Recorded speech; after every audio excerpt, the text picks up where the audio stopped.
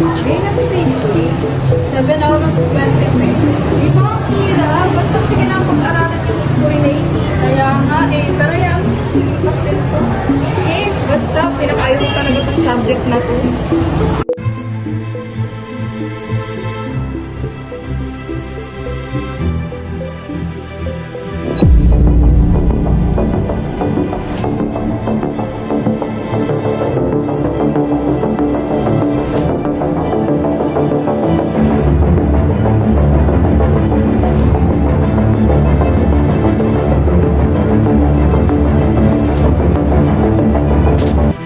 Ikaw naman, Rizal. Ano mo ba kinapag-aralan buong buhay mo?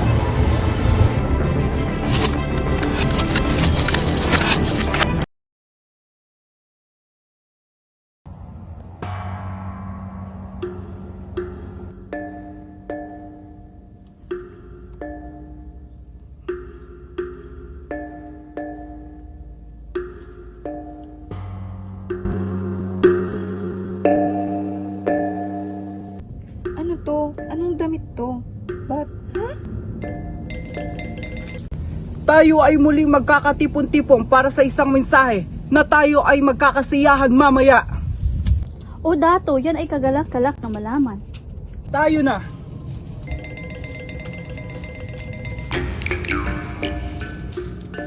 Saan sila pupunta?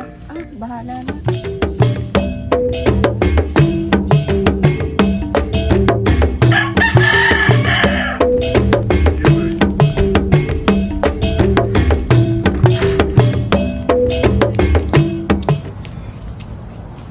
Ba't tila ba hindi ka nakikisama sa kanila, Binibini? Sir, di ba ritual yung ginagawa nila? Di, Binibini. Yan ay simpleng kasiyahan dito. Nais mo ba matikman ng mga prutas na hahandog ko sa'yo? Sige po. Dato, nais ko lang mabatid nyo na dapat matapos na natin ang kasiyahan sapagkat nagbabadya na ang panahon.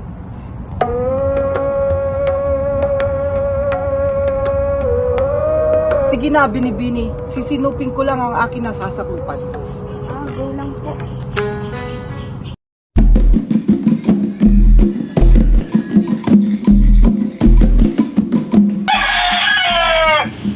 So, paano nangyari yun?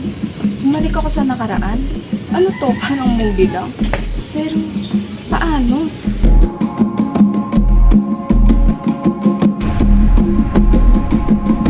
Piso. Pero paano makabalik sa future?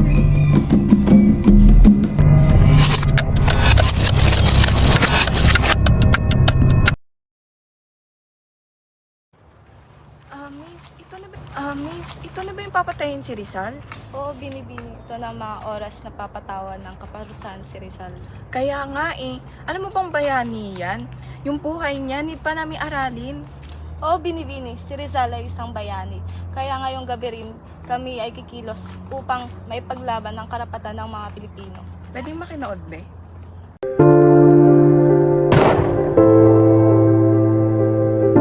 Kung ito ang kabayaran ng aking pag-ibig sa bayan, ako'y handa. Naway sa aking kamatayan, isilang ang kanilaan.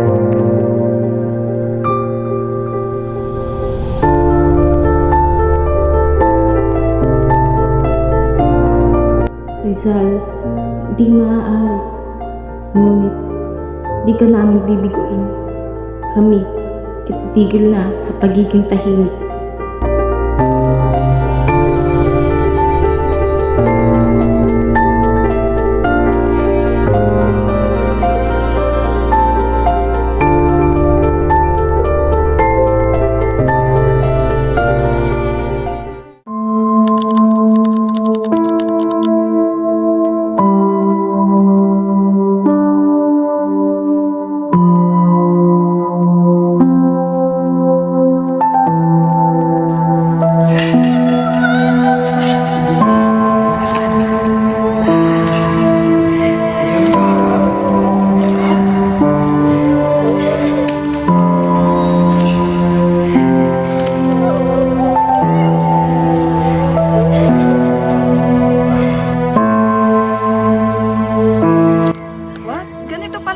sila tratuhin ng mga Espanyol? Hindi na talaga ito maaari.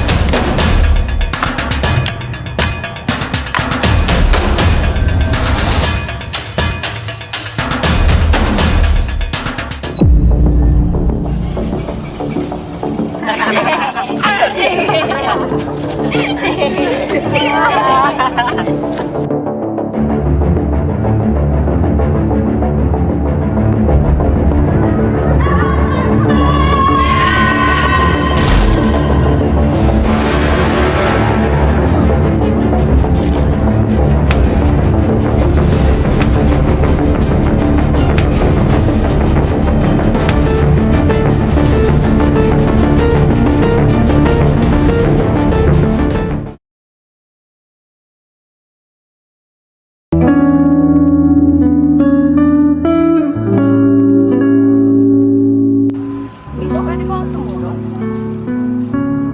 Mabuti Pilipino, sapagkat kailangan namin ang iyong Sige po. Ito po yung dahon ng bayabas para sa kanya sugat. Ha? Dahon ng bayabas? Wala ba kayong gasa dito? Effective ba to? Ay, bahala na nga.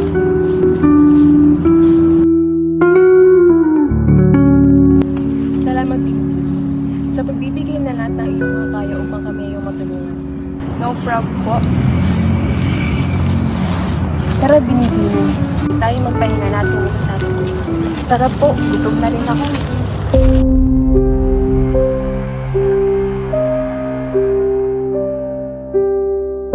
Tara, Binibini. Tayo ay kumain na muna. Naghanda sila ng isdang tilapia. Tilapia?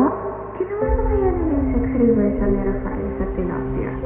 Eh, naku, bahala na nga. Tara po, gutom na rin ako eh.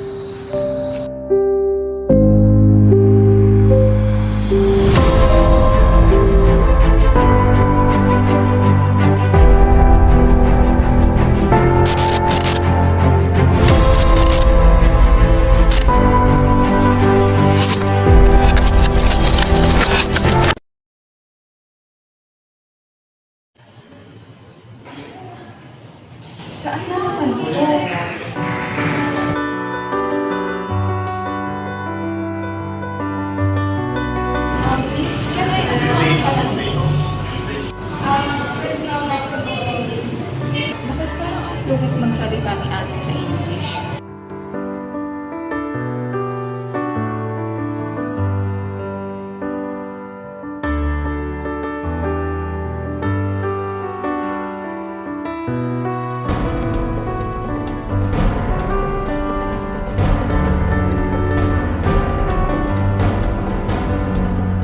Advance na ba sila? Is this the American dream?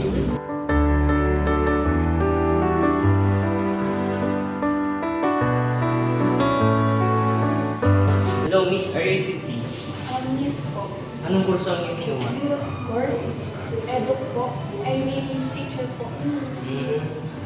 Pero sir, can you show me around the campus? Pasensya na, Miss, susunod pa kasi akong klase. Kung nais mo, samahan mo muna ako sa klase namin. Yun, tara po.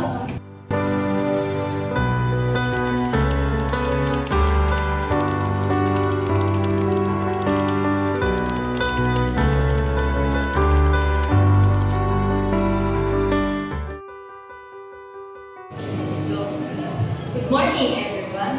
Welcome to my class again. Today, we will learn about the importance of education in the Philippines. Now, can you tell me why education is important for the Philippines? Education is teach us to think freely and to serve our country better.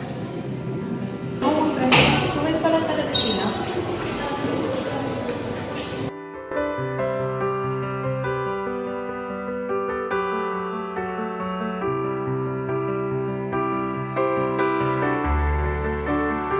You may go.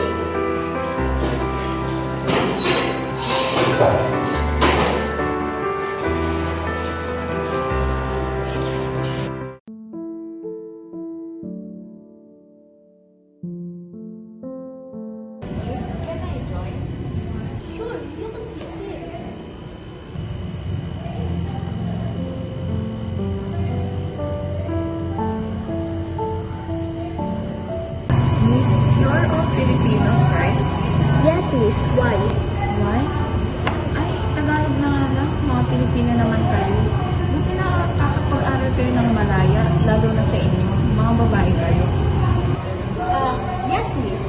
America encouraged us, men and women, to get a higher professional education as much as possible.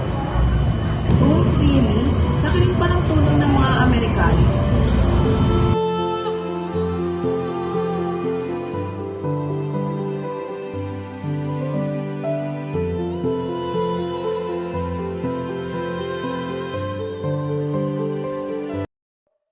All makes sense. History really had a big impact to our future. Kaya pala binabalik-balikan. Kahit alam naman ng lahat na hindi na dapat binabalikan ang nakaraan. Maaari lang yung dahilan kung bakit bukas pa rin yung mata ng mga mag-aaral sa nakaraan. Hindi saan bumalik ako sa panahon hindi pa nasasakop ang Pinas. Namanaya sila sa sarili nilang paniniwala. Tapos mo sa Spain naman, grabe yung pagsubok at hinanakit na kinaharap nila for like 323 years. Grabe mo. At mga American period naman, may mga bad sides, pero marami namang good sides. Like, malaya ka mga pag-aral ng mga babae. Grabe.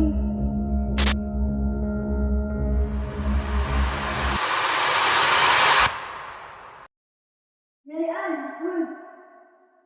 Galian! Galian! Galian! Uy! Galian! Ayan. Bakit? Mag-ready ka na. Alis na tayo. Aalis? Saan? Hindi ka nga kanina nakinig kay sir. Maglilibot daw tayo sa mga iba't ibang simbahan nito sa ating lugar. Ah, oo nga pala. Samahan mo muna ako. Bibihis ako.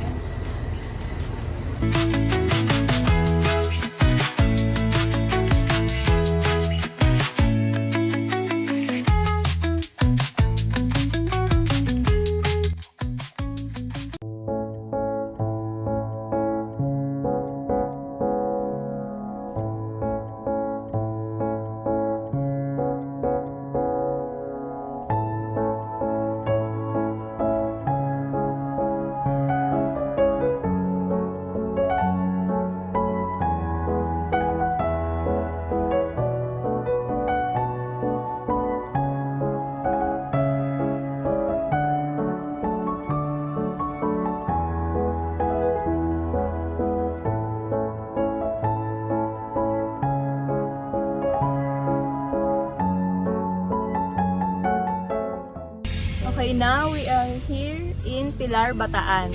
Ma'am, ang ganda pa rin po ng simbahan kahit nakalumang na po ang disenyo nito. Oo, tama ka dyan, Hana. Ito lang yung nag-iisang simbahan sa Pilar. Ito ang Our Lady of the Pilar of Paris Church. Ma'am, meron po ako nabasa, sabi po dito sa article is sinunog daw po tong church.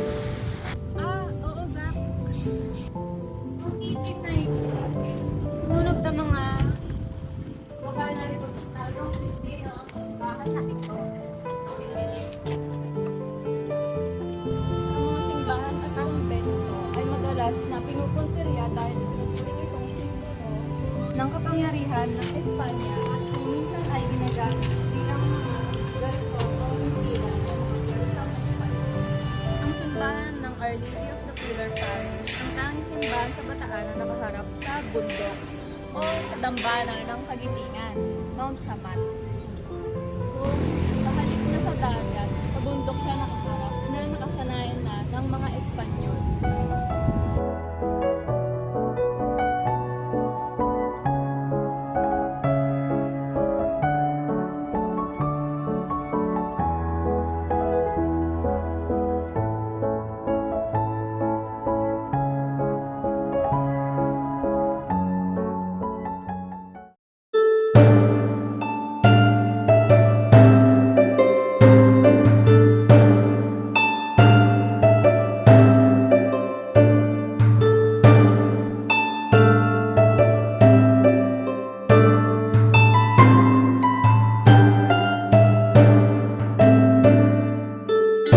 So everyone listen.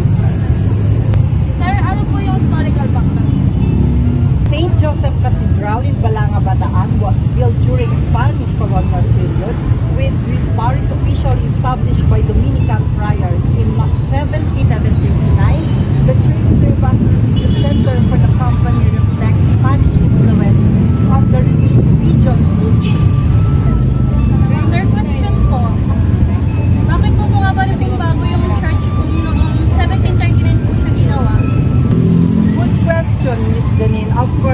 went into numerous renovations by Spanish missionaries like Fray Benito Rivas, fortifying the walls, strengthen the structure. So, class, wala na bang question or